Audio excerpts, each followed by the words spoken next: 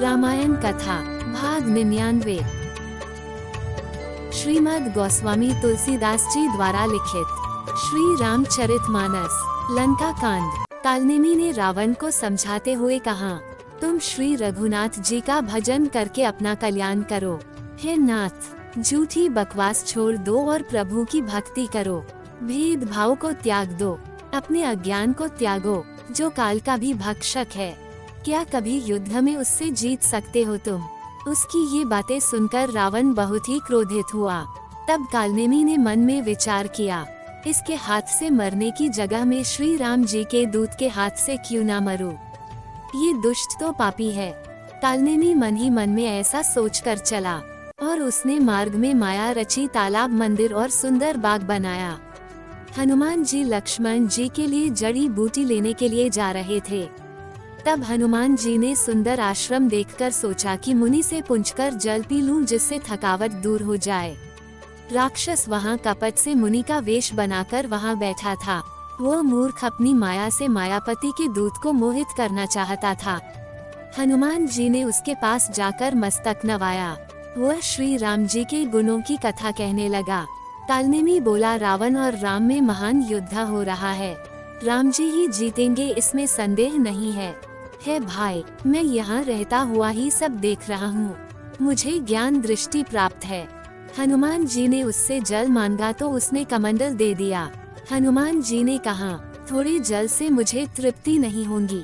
तब वो बोला, तुम तालाब में स्नान करके तुरंत लौट आओ तो मैं तुम्हें दीक्षा दूं, जिससे तुम्हें ज्ञान की प्राप्ति होगी।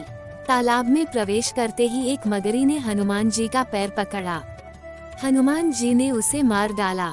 तब वो दिव्य देह धारण करके विमान पर चढ़कर आकाश को चली। उस मगरी ने कहा, हे वानर, तुम्हारे दर्शन से मैं पाप रहित हो गई। और उसी मगरी ने हनुमान जी को कहा कि यह कोई मुनि नहीं है, यह एक निशाचर है, मेरी बात का यकीन करो। ऐसा कहकर ज्यों ही वो मगरी अप्सरा का रूप धारण करके गई, वैसे ही हनुमान जी निशाचर के पास गए। हनुमान जी ने कहा कि हे मुनि, पहले आप गुरु दक्षिणा ले लीजिए, उसके बाद आप मुझे मंत्र दीजिएगा। हनुमान जी ने उसके सिर को पूंछ से लपेटकर उसे पछाड़ दिया।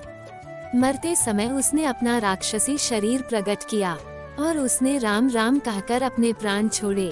उसके मुंह से राम नाम का उच्चार सुनकर हनुमान जी हर्षित हुए और वह लक्ष्मण जी के लिए जड़ी बूटी लेने के लिए आगे चले। हनुमान जी ने पर्वत देखा पर औषध पहचान न सके। तब हनुमान जी ने एकदम से पर्वत ही उखाड़ लिया।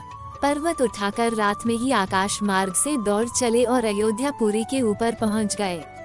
भरत जी ने आकाश में अत्यंत विशाल स्वरूप देखा। तब मन में अनुमान किया कि यह कोई राक्षस है।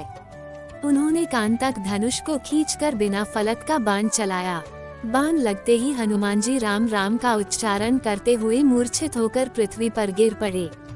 प्रियवचन राम का नाम सुनकर भरत जी दौड़ पड़े और जल्दी से हनुमान जी के पास गए। आगे की कथा अगले भाग में। जय श्री राम।